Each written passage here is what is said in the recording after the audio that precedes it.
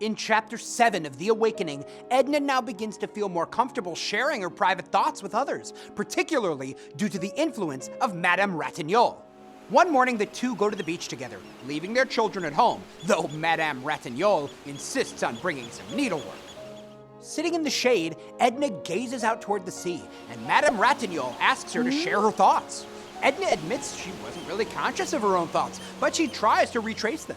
She describes how the water, sailboats, and sky make her want to keep looking at the scene, and how the warm wind makes her recall a childhood memory of walking through a meadow as if it were an ocean. She confides in Madame Ratignolle that she feels a bit like she's walking through such a meadow again, aimlessly, unthinking, and unguided.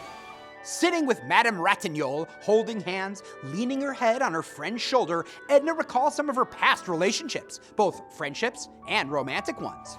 She thinks about her marriage to Léonce, which was based on his feelings for her more than her feelings for him. She thinks of her feelings for her children, which are uneven.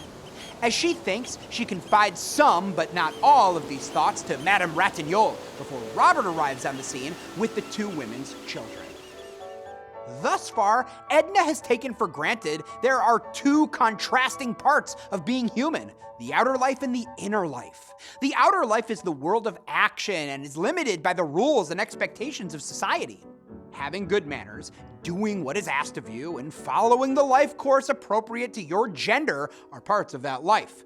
The inner life is the realm of thought and feeling. For Edna's true self to emerge, the outer self must begin to align with the inner self. But this is a process, and one that is barely started. So far, Edna has been confused by her emotions.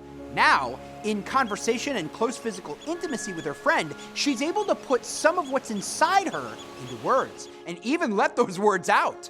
As Edna stares at the sea, a symbol of primeval life and of beginnings, her feelings coalesce into an image.